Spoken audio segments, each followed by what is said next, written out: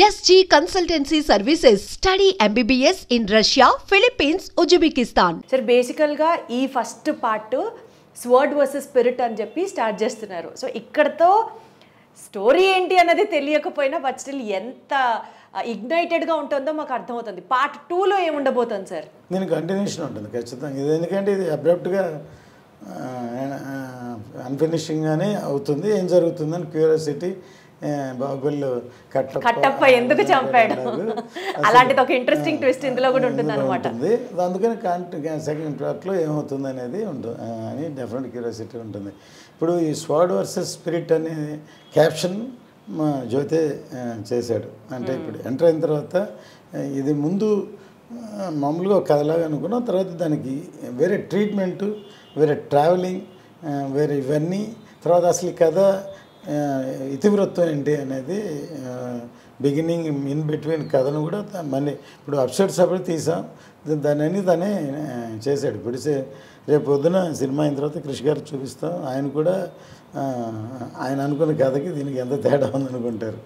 మారిందా సార్? అంటే మధ్యలో డైరెక్టర్ మారిన తర్వాత స్టోరీ లైన్ కూడా మారిందంటారా? లైన్ అదే, దానికి వెళ్ళే ట్రావెలింగ్ ట్రీట్మెంట్ చెప్పే విధానం అన్ని మారిపోయింది. డెఫినెట్లీ ఒక్కొక్కరికి డిఫరెన్స్ ఉంటుంది కాబట్టి. సార్ బేసికలీ ఇది చాలా హై బడ్జెట్ ఫిల్మ్ అన్నది అర్థమవుతుంది. పాన్ ఇండియా సినిమా అంటే తెలుస్తుంది.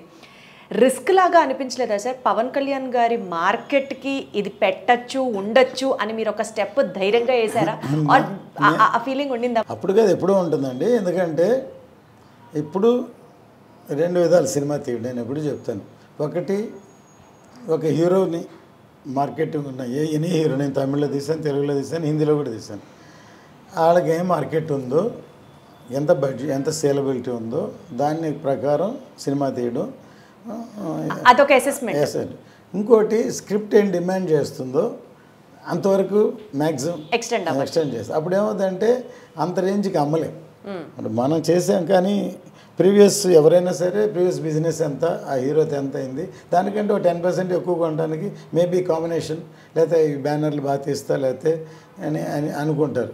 కానీ మనం దాన్ని మించి ఖర్చు పెడితే అది నిలబెట్టి దాన్ని ఇప్పుడు దాకా అది బాగుంటుందని మన రేపొద్దున ట్రైలర్స్ ఇవన్నీ ఆ కలరంతా వచ్చే నమ్మకం క్రియేట్ చేశాక బిజినెస్ చేయాలి. నేను ఫస్ట్ టైం సౌత్ ఇండియాలో, అంతకుముందు అవుట్రేట్ ఆర్ డిస్ట్రిబ్యూషన్ ఈ రెండే ఉండేవి. మన తమిళ్లో కానీ తెలుగు కానీ సౌత్ ఇండియాలో డిస్ట్రిబ్యూషన్ కానీ అవుట్రేట్ కానీ. ఫస్ట్ ఎంజీ అని తీసుకొచ్చింది సౌత్ ఇండియాలో. నేను హిందీ సినిమా చూస్తే ఎందుకు ఎంజీ తీసుకొచ్చా అంటే, మనం బాగా ఖర్చు పెట్టి సినిమా తీస్తాం, అంత రేంజ్కి అమ్మలేము. కానీ సినిమా రిలీజ్ అయ్యాక, హిట్ అయ్యాక, వాళ్ళ బయర్కి వాళ్ళ డబ్బులు వాళ్ళకి వచ్చాక, కమిషన్ వర్కౌట్ అయ్యాక వచ్చాక 50-50 అని ఎంజే తీసుకొచ్చాను. ఆ తర్వాత మన తెలుగులో ఇంకొక అడ్వాన్స్గా నేను చేయలేదు, ఎన్ఆర్ఐ వరకు వెళ్ళింది. ఎందుకంటే నాన్ రికవరబుల్ అడ్వాన్స్ కింద ఆ డిస్ట్రిబ్యూషన్కు ఇంకొక పరిమాణం. డిస్ట్రిబ్యూషన్ అంటే రిస్క్ ప్రొడ్యూసర్స్ ఫేస్ చేయాలి, ఎన్ఆర్ఐ అయితే ఫేస్ చేయరు. సక్సెస్ అయితే ఓన్లీ కమిషన్ అని నాన్ రికవరబుల్ అడ్వాన్స్. కానీ అది ఎందుకంటే వాల్యూమ్ పెరిగిపోయింది బాగా, లక్షల్లో ఉంది, కోట్లకి వెళ్ళి 100 కోట్లకి వెళ్ళిపోయింది.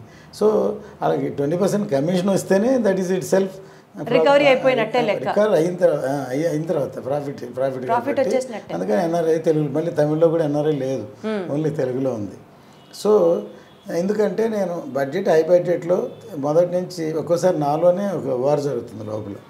బేసిక్లీ నేను ప్రొడ్యూసర్నా టెక్నీషియన్, ఫైనల్గా టెక్నీషియన్ని ప్రొడ్యూసర్ని డామినేట్ చేస్తున్నాను. ఎందుకంటే ఒక సీక్వెన్స్ చేస్తున్నా, దీనికి ఇంత బడ్జెట్ ఎంతైనా ఉంటుంది, ఎంతైనా బట్టి ఇంతే అనుకొని చేయాలి.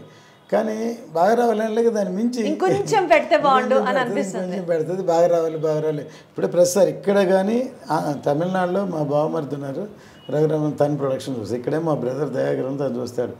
వాళ్ళేమో మనకేం పని లేదు, ఎందుకని నువ్వు అట్లా పెంచుకుంటూ పోతే లాస్ట్కి ఎక్కడికి వెళ్తా అని అంటూనే ఉంటారు. తర్వాత లాంగ్ ప్రొడక్షన్ అవ్వడం వల్ల మనం ఖర్చు పెట్టిన దానికంటే బేసిక్ ఇంట్రెస్ట్లు ఇవన్నీ ఏ ప్రాజెక్ట్కైనా అన్ని క్యాలిక్యులేట్ చేయాలి. కానీ నేను అవన్నీ చూస్తే భయం వేస్తుంది. ఇలాంటి సినిమాలు తీలేమన్నమాట. చేసుకుంటే వెళ్తే తర్వాత చూద్దాం అనే పద్ధతి ఉంది. సో ఎక్కడ అసలు కాంప్రమైజ్ లేకుండా సినిమా తీశారు, ప్రతిదీ ఒక ఆర్ట్ లెవెల్లో ప్రజెంట్ చేశారన్నది అర్థమవుతుంది. ఈ సినిమాలో కాస్ట్లీయెస్ట్ సీన్ ఎక్కడ షూట్ చేయడానికి అనిపించింది సార్? ఎంత ఖర్చు అయింది ఆ సీన్ షూట్ చేయడానికి?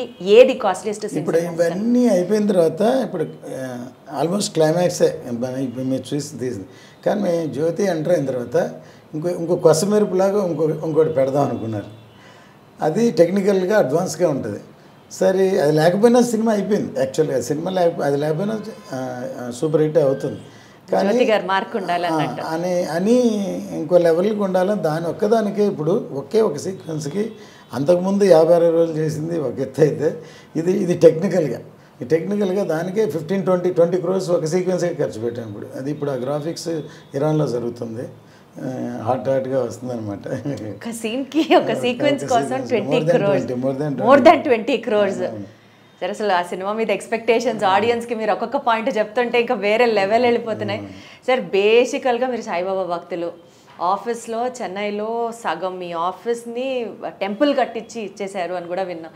ఈ సినిమా రిలీజ్కి సంబంధించి బాబాని ఏమైనా ప్రత్యేకంగా అనుకున్నారు సార్? ప్రే చేస్తున్నారా? నేనేంటంటే అంత క్యారెక్టర్ అంటే నేను డివోషనల్ పర్సన్. మోర్ దెన్ 45 yearsగా నేను శబరిమల వెళ్తున్నాను. నేను ఇది కావాలి అది కావాలి కోరను. ఇప్పుడు అంతే కదా, మనం చేసుకుంటే వెళ్తాం. గాడ్ నమ్ముతాం కంటే వాళ్ళకి తెలుసు ఏం జరగాలి, ఏం చేస్తారు. God will bless us. ఇది కావాలి సార్, నాకు ఇది కావాలి, అది మా హిట్ అవ్వాలి, నాదే ఆడాలి, ఇదే అవ్వాలి అని ఎప్పుడు అనుకోను. దేవుడిని చూసినప్పుడు అసలు కోరుకోవాలి అనిపించదు. ఆయన మూర్తి సరిగ్గా చూస్తా అనిపిస్తుంది అనమాట. సో బేసికల్గా అంత బాధ్యత ఆయన మీద వేసేసారు, ఆయనే చూసుకుంటారు. సార్, ఈ సినిమా గురించి ఇప్పటివరకు హైలైట్స్ మాట్లాడాం.